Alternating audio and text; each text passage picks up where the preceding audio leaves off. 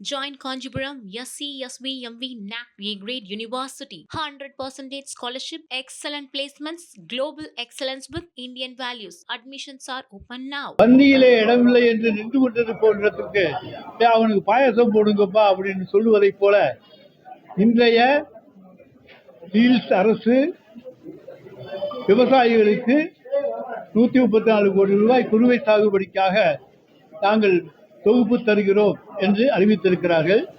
இங்கே தண்ணியே இல்லை, விவசாயிகள் இன்றைக்கு தடுமாறி கொண்டிருக்கிறார்கள். விவசாய கடன் தள்ளுபடி என்று ஒரு மோசடி நாடகத்தை முதலிலே அரங்கேற்றினார்கள். அதையே எதிர்த்து இன்றைக்கு விவசாயிகள் போராடி கொண்டிருக்கிறார்கள். அடுத்த நாடகமாக இன்றைக்கு 134 கோடி ரூபாய் குறுவைக்கு நாங்கள் தொகுப்பு தருகிறோம் என்று சொல்லி இருக்கிறார்கள். அதை பார்க்கின்ற பொழுது வேடிக்கையாக இருக்கிறது. விவசாயமே செய்யவில்லை, அவர்களுக்கு வேளாண்மைக்கு தண்ணீர் கிடைக்கவில்லை, ஆனால் அவர்களுக்கு உரத்துக்கு நாங்கள் மானியம் தருகிறோம் அல்லது விதைக்கு மானியம் தருகிறோம் என்று சொன்னால் தண்ணீர் இருந்தால் தானே அவர்கள் விவசாயம் செய்ய முடியும். எனவே இப்படி ஏமாற்று நாடகங்களையும் பித்தலாட்டு நாடகங்களையும் நடத்தி கொண்டிருப்பதுதான் நம்முடைய ப்ரோ முதலமைச்சருடைய அரசாகும், சகோ அவருடைய முதலமைச்சருடைய அரசாகும். குட்டீஸ் நண்பா என்று அழைத்து எல்லாருக்கும் ஓட்டு கேட்ட முதலமைச்சருடைய அரசு இன்றைக்கு விவசாயிகளை பார்த்து, நண்பா எடுத்துக்கொள், உனக்கு தண்ணி இல்லை பரவாயில்ல, நீ தண்ணி இல்லாமலே விவசாயம் பண்ண கத்துக்க, அதுதான் இந்த ஆட்சியினுடைய சிறப்பு என்று சொல்லுகிற நிலைமையை இன்றைக்கு பார்க்கிறோம். தொடர்ந்து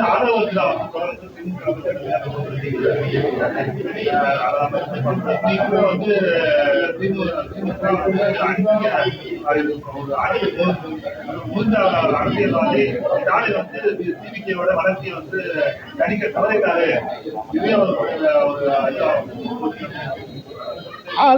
எதை கணிச்சாரு? அவர் போய் சேர்ந்தது விடுதலை சிறுத்தைகள் கட்சி. திமுகவிலிருந்து அவர் போனது டிசிகாவுக்கு. டிசிகாவில் இடம் இல்லைன்னு சொன்ன உடனே போறதுக்கு இடம் இல்லாமல் அவர் போனது இன்றைக்கு தாவேகாவுக்கு. ஆனால் இன்றைக்கு லாட்டரி சீட்டு நடத்தி அதன் மூலமாக இன்றைக்கு தமிழ்நாட்டு மக்களுடைய வயிற்றறிச்சலை கொட்டிக்கொள்ள வேண்டும் என்பதற்காக. ஏன்னா இன்னைக்கு லாட்டரி சீட்டுனால பல குடும்பங்கள் தற்கொலைக்கெல்லாம் ஆளான காரணத்தால் தான் தமிழ்நாட்டிலே லாட்டரி ஒழிக்கப்பட்டது. அந்த லாட்டரியை இன்றைக்கு மறைமுகமாக கொண்டு வந்து கொள்ளையடிக்க வேண்டும் என்கிற ஒரே எண்ணத்தோடு இன்றைக்கு ஆதவர்ஜுனா நடனமாடிக்கொண்டிருக்கின்றார். அவருடைய நோக்கமே தமிழ்நாட்டை கொள்ளையடிக்கிறது தான். ஒரு லாட்டரி சீட்டை 10 சீட்டை அடிச்சு போறது போல இன்றைக்கு அவங்க பண்ணிட்டு இருக்காங்க.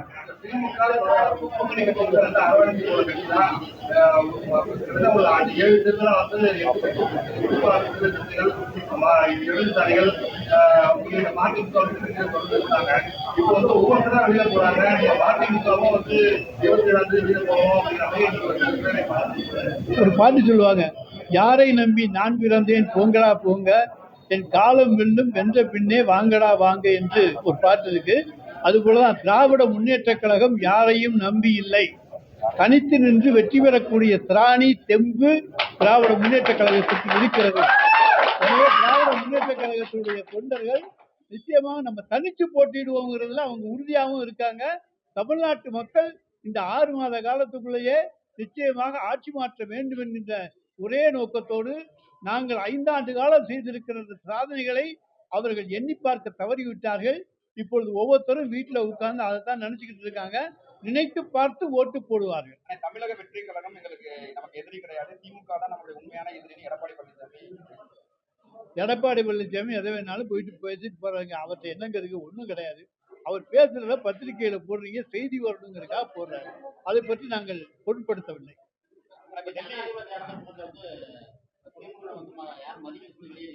யாரு யாரு அதெல்லாம் இல்லைங்க. அப்படியெல்லாம் நீங்களா ஒரு கற்பனை பண்ணிக்கிட்டு இருந்தீங்கன்னா அதுக்கு என்ன பண்ண? அவருக்கு கூட்டத்துல இன்ஃபெக்ஷன் ஆனதுனால அங்க உடனே வைத்தியத்தை காமிக்க மருத்துவ பார்க்கறதுக்கா போனாங்க. அவர் அப்படி பழுத்த அரசியல்வாதி, அப்படியெல்லாம் நடந்து கொள்ளக்கூடியவர்.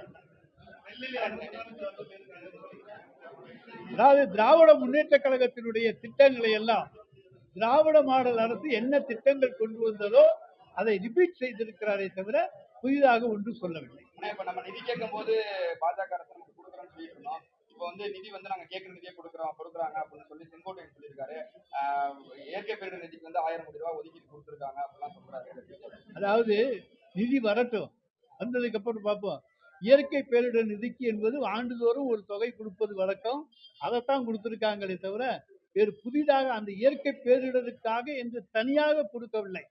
நாங்க வெள்ளம், புயல் போன்றவை எல்லாம் வருகிற பொழுது தனியாக நிவாரண நிதி 20,000 கோடி தாங்க, 10,000 கோடி தாங்க, 15,000 கோடி தாங்கன்னு கேட்கிறோம்ல, அதுதான் நாங்க தனியாக கேட்கிற நிவாரண நிதி.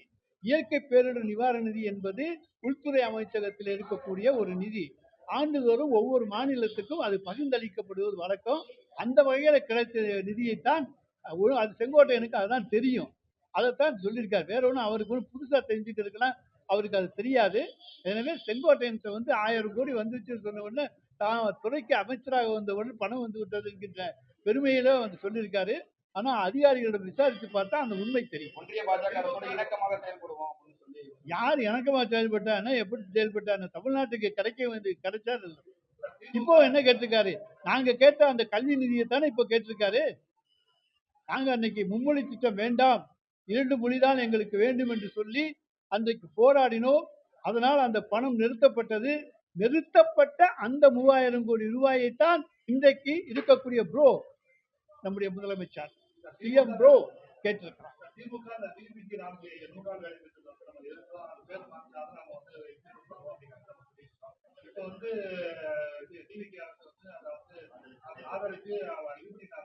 சார், விபிஜி ராம்ஜிங்கிற திட்டத்துக்கும் மகாத்மா காந்தி 100 நாள் வேலைவாய்ப்பு திட்டத்துக்கும் இருக்கிற அடிப்படை வேறுபாடை நீங்கள் புரிந்து கொள்ள வேண்டும். 100 நாள் வேலைவாய்ப்பு திட்டம் அன்றைக்கு யூபிஏ 1ல அன்னைக்கு நான் கூட உள்துறை இணையமைச்சராக இருந்த காலம் அன்றைக்கு கொண்டு வரப்பட்டது. அதுல மாநில அரசினுடைய பங்களிப்பு கிடையாது. 100% ஒன்றிய அரசு தருகிற நிதிதான். அதை கொண்டு அன்றைக்கு 100 நாள் வேலைவாய்ப்பு திட்டம். இந்த விபிஜி ராம்ஜி என்பது 60% மத்திய அரசும் 40% மாநில அரசும் தர வேண்டும்.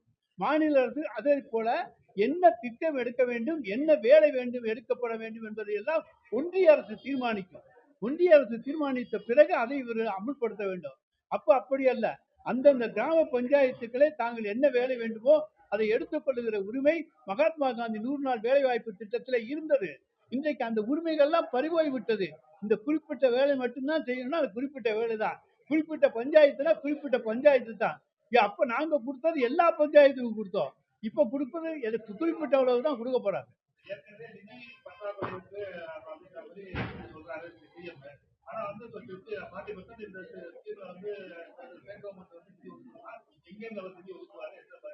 கொடுத்தா தானே ஒதுக்க போறாரு. வேலை கொடுத்தா தானே. அவங்க எல்லாம் சினிமா சவால் தான். இதெல்லாம் நாடகங்கள் நடத்தி விட்டு போவதை போல, சினிமாவில் நடத்தி விட்டு போவதை போல இதையும் சொல்லிவிட்டு போகிற போக்கிலே தவிர இதையெல்லாம் அவங்க நிறைவேற்ற மாட்டாங்க. நாங்க தான் பட்ஜெட் கொடுத்துட்டோமே, 10 லட்சம் கோடி ரூபாய் கடன் இருக்குங்கிறது அருமையான வெள்ளை அறிக்கையை பிப்ரவரி மாதம் எங்களுடைய நிதிநிலை அறிக்கையில தெளிவா சொல்லியிருக்கோம். அதை படிச்சு பார்த்த பிறகு தமிழ்நாட்டினுடைய நிதிநிலை அறிக்கை எப்படி இருக்கிறது என்பதை தெரிந்து கொள்ள தவறி விட்டார்கள் என்று சொன்னால் அது அவர்களுடைய தவறே தவிர எங்களுடைய தவறு அல்ல. என்ன இதுக்கு வெள்ளை அறிக்கை தர வேண்டிய அவசியமே கிடையாது. பட்ஜெட்டை படிச்சு பார்த்தாலே சாதாரணமா படித்தவங்களுக்கு புரியும். சாதாரண படிப்பு படித்தவர்களுக்கு தமிழ்நாட்டினுடைய என்னென்ன நிதிநிலை இருக்கிறது என்பது தெளிவாக புரியும். 20 ஆண்டு காலத்திற்கு விஜய் தான் முதலமைச்சராக இருப்பார், அவர் தப்பு செஞ்சவங்கள உடனடியாக நடவடிக்கை எடுப்பார் அப்படிலாம் சொல்லி ரீல்ஸ் ஆட்சி நடந்துகிட்டு இருக்கு. ஏதோ மக்கள் ஒரு மாயையிலே ஒரு மோகத்திலே போட்டு விட்டார்கள். எந்த வேட்பாளர், எந்த கட்சி, அவன் பேர் என்ன, அவன் நல்லவனா கெட்டவனா, அவனுடைய பின்னணி என்ன, அவன் எந்த ஊருக்காரன்னு கூட தெரியாம ஓட்டு போட்டிருக்காங்கன்னா இதை போல ஒரு தேர்தல் நடந்ததாக வரலாறே கிடையாது. மானாமதுரைக்காரன் திருப்பத்தூர்ல நிற்பாங்க, திருவாரூர்காரங்க திருப்பத்தூர்ல நிற்பாங்க, இன்னொரு ஊருக்காரன் சேலத்துல போய் நிற்பான். இப்படி நடந்த கூத்து, தேர்தல் கூத்து என்று சொல்வார்களே, அரசியல் கூத்து 2026.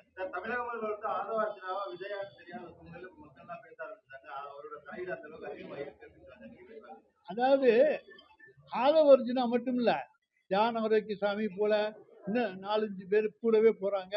சட்டமன்ற அதாவது முதலமைச்சருடைய அலுவலகத்துக்கு பக்கத்துல அவங்களுக்கும் கொடுக்குறாங்க. ஒருத்தர் முதலமைச்சர் அலுவலகத்துக்குள்ளே இருந்துட்டாரு. இந்த மாதிரி கூத்தெல்லாம் இன்றைக்கு தமிழ்நாடு தான் பார்த்து கொண்டிருக்கிறது. ஆதவர்ஜுனாவா, ஆனந்தா அல்லது ஜான் ஆரோக்கியசாமியா, யாரு தான் இன்றைக்கு இதை ஐடியா கொடுக்குறாங்கன்னு தெரியாது. ஆனால் ஒன்று எதுவுமே நடக்காது, அது நல்லா தெரியும். அமைச்சரோட செயல்பாடு எப்படி பாக்குறீங்க ஒரு மாத காலத்துல? 1 மாத காலத்தில் 0%.